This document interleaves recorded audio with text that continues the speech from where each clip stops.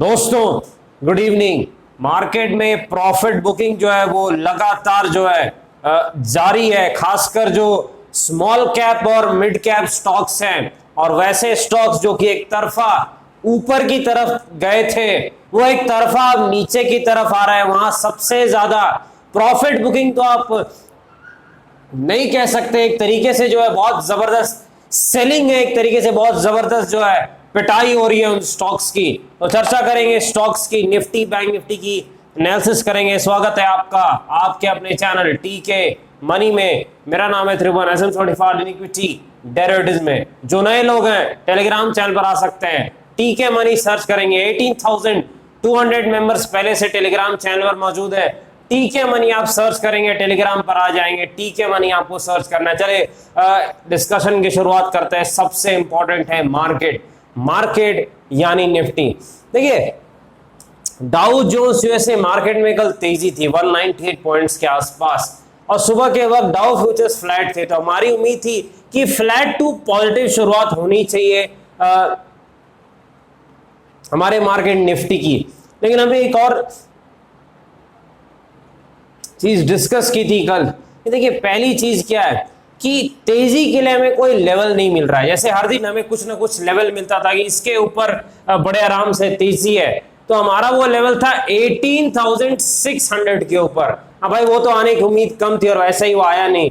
तो फिर हमने क्या डिस्कस किया था कि मार्केट का एक सपोर्ट है 18,300 के आसपास और वहीं से जो एक जबरदस्त बाउंस बैक सुबह के वक्त 150 पॉइंट्स के आसपास का बाउंस बैक आया और उसके बाद फिर से जब 18,300 सपोर्ट आया तो एक 60-70 पॉइंट का बाउंस बैक फिर से आया। अच्छा मैंने आपको एक चीज बताई है कि जब भी चाहे सपोर्ट हो चाहे रेजिस्टेंस हो, तीसरी या चौथी बार जब वो टच होता है तो वो ब्रेक कर जाता है और बिल्कुल वैसा ही कुछ हुआ। थर्ड टाइम जब टच हुआ तो वहां पर जो है क्रैक कर गया और सपोर्ट को इसने जो है ब्रेक कर दिया। चीज मैंने काफी बार आपको बताई है, बहुत पहले ही बताई है, मेरे ख्याल से जनवरी फरवरी में कई बार बताई है कि तीसरी चौथी बार जब एक लेवल टच करता है चाहे सपोर्ट हो रेजिस्टेंस तो जाता है भाई, वो लेवल जाने के चांसेस ज्यादा हैं। अब मार्केट में 100% कुछ नहीं है तो एक स्ट्रिक्ट स्टॉप लॉस जरूर इंपॉर्टेंट है, लेकिन अक्सर सपोर्ट या रेजिस्टेंस जो भी वो निकलता है तो कुछ ऐसा ही हुआ भाई, एक गिरावट उसके बाद देखने को मिली है जब तीसरी बार ये लेवल टच हुआ। अब बाकी तो एसआर थ्योरी हमने डिस्कस की है, फ्री ट्रेनिंग क्लास है, मैंने आपको बताया है कि वहां पर कैसे काम करना है। अब बिल्कुल अगर आपको एसआर थ्योरी पता है तो तीसरी बार यहां बाइंग का कोई चांस दिख भी नहीं रहा था, चार्ट पर कोई चांस बाइंग का नहीं था। ये चीज आपको याद रखनी है। अब चलते हैं भाई आगे क्या हो सकता है मार्केट में, कहां पर जो है तेजी मंदी की संभावना निफ्टी में दिख सकती है, क्या चांसेस है। देखिए पहली चीज आपको याद रखनी है कि विक्स में थोड़ी जो है तेजी आई, 18 पॉइंट समथिंग के आसपास विक्स है और कल जो है वो ऑप्शन की जो एक्सपायरी है, वीकली एक्सपायरी भी है, ये चीज आपको ध्यान में रखनी है।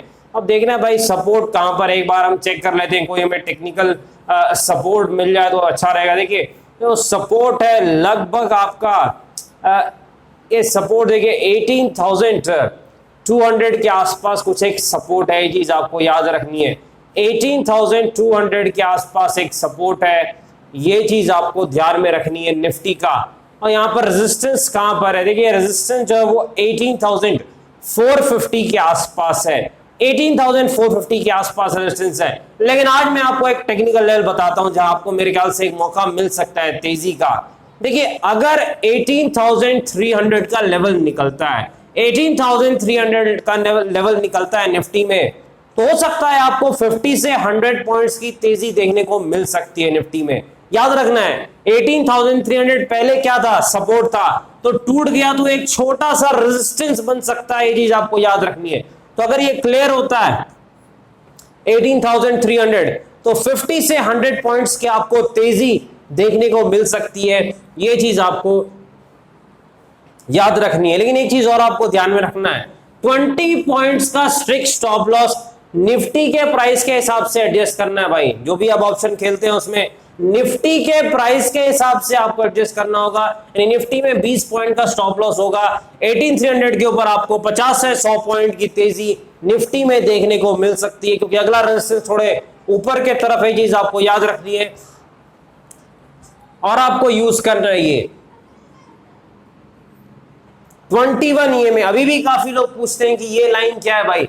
ये सिंपल है, कितनी बार आपको बताया, 21 डे एक्सपोनेंशियल मूविंग एवरेज एकमात्र इंडिकेटर जो कि मैं यूज करता हूं, मैंने आपको बताया है। प्रॉफिट बुकिंग के भी काम आता है, ट्रेंड समझने के भी एक काम आता है, तो इसका आप इस्तेमाल कर सकते हैं। अगर आप तेजी कर रहे हैं प्रॉफिट में तो ऊपर की तरफ यहां पर इस लाइन का इस्तेमाल कर सकते हैं। जब तक इसके ऊपर चल रहा है मार्केट वहां पर आप जो है तेजी में बने रह सकते हैं। जब इसके नीचे रेड कैंडल बन जाए तब आपको कुछ प्रॉफिट बुक कर लेना है, आपको अपना जो स्टांस है वो चेंज कर लेना है, ये चीज आपको याद रखनी है। और उसी के उल्टा मंदी में होता है जो आज आपको देखने को मिला, एक तरफा मंदी देखने को मिली है। चलिए अब चलते हैं निफ्टी बैंक के पास चलते हैं। देखिए निफ्टी बैंक कंपैरेटिवली निफ्टी के ज्यादा आज स्ट्रांग है, एक अच्छी खासी जो इसमें कहीं ना कहीं कंसोलिडेशन और एक रेंज बाउंड मूवमेंट देखने को मिली है। अच्छा निफ्टी बैंक में भी कुछ लेवल्स मिल रहे हैं, 39,700 के ऊपर अगर निफ्टी बैंक निकलता है मेरे ख्याल से आपको कम से कम जो है 200 पॉइंट्स से लेके 300 पॉइंट्स की तेजी देखने को मिल सकती है। हाँ भाई मिल सकती है। निफ्टी बैंक अगर 39,700 के ऊपर निकलता है तो 200 से 300 पॉइंट की तेजी देखने को मिल सकती है। अब निफ्टी बैंक में स्टॉप लॉस आपका होगा 60 पॉइंट्स का, याद रखना है भाई, निफ्टी बैंक में स्टॉप लॉस होगा 60 पॉइंट्स का।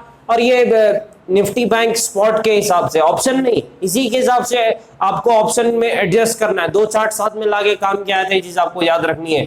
और रेजिस्टेंस कहां पर है निफ्टी बैंक का, 40,000 एक मानसिक लेवल है, तो एक रेजिस्टेंस का काम कर सकता है निफ्टी बैंक में, ये चीज आपको याद रखनी है। सपोर्ट कहां पर है निफ्टी बैंक का, 39,250 के आसपास, 39,250 के आसपास ये जो जोन है 39,250, 300 ये एक सपोर्ट है।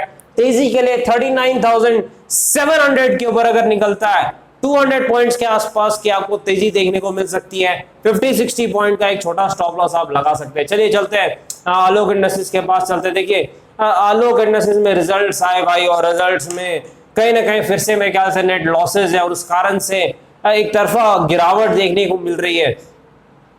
सपोर्ट कहां पर है इसका एक बार हम चेक कर लेते हैं। देखिए 21 रुपीज के आसपास इसका सपोर्ट है। देखिए 21 रुपीज के आसपास आलोक का सपोर्ट है।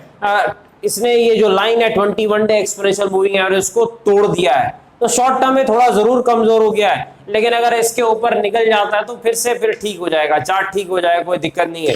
सपोर्ट अभी कहां पर है 21 के आसपास, रेजिस्टेंस कहां पर है 27 के आसपास, ये चीज आपको याद रखनी है। आलोक इंडस्ट्रीज में 27 रेजिस्टेंस है, अभी 21 के आसपास सपोर्ट है। हिंदुस्तान यूनिलीवर के पास चलते, देखिए एचयूएल में वन वे प्रॉफिट बुकिंग आई है। फंडामेंटली बहुत ही स्ट्रॉन्ग स्टॉक है, अच्छी कंपनी है, लॉन्ग टर्म कोर पोर्टफोलियो का स्टॉक है। 2800 के आसपास एचयूएल का रेजिस्टेंस है।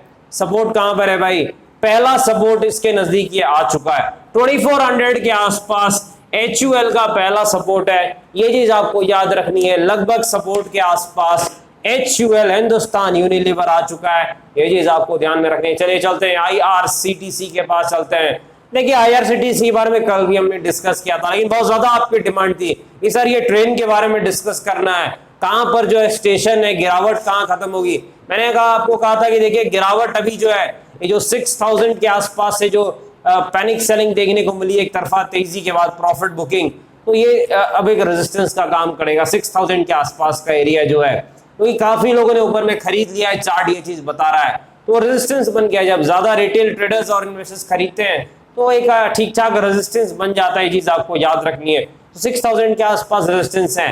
पहला सपोर्ट हमने क्या डिस्कस किया था, 4400 कल भी डिस्कस किया था। आज इतनी बड़ी गिरावट जो 20% की हुई है, 4400 के आसपास ही रुका है। क्यों? क्योंकि यहां पर 21 डे एक्सपोनेंशियल मूविंग एवरेज है, ये चीज आपको याद रखनी है। अब एक चीज आपको ध्यान रखनी है, ये एक इंपॉर्टेंट लेवल है, अगर ये इस लेवल को 1-2 दिन तक बचा देता है आईआरसीटीसी तो ये फिर से 5000 जाएगा, ये चीज आपको याद रखनी है। लेकिन अगर ये सपोर्ट ब्रेक हो गया 4400 के आसपास 21 डे एक्सपोनेंशियल मूविंग एवरेज का, तो फिर मेरे ख्याल से अगला सपोर्ट आपका 3800 3900 से पहले नहीं है, ये जो है अगला सपोर्ट है, ये चीज आपको याद रखनी है। उससे पहले कोई बड़ा सपोर्ट नहीं है, ये चीज आपको ध्यान में रखनी है। फंडामेंटली स्ट्रॉन्ग स्टॉक है, लेकिन बहुत जरूरत से ज्यादा तेजी दिखाने के बाद जरूरत से ज्यादा पिटाई भी काफी तेज हो रही है, बहुत ज्यादा तेज, 20% के आसपास की गिरावट रेगुलरली हो रही है, चीज आपको याद रखनी है।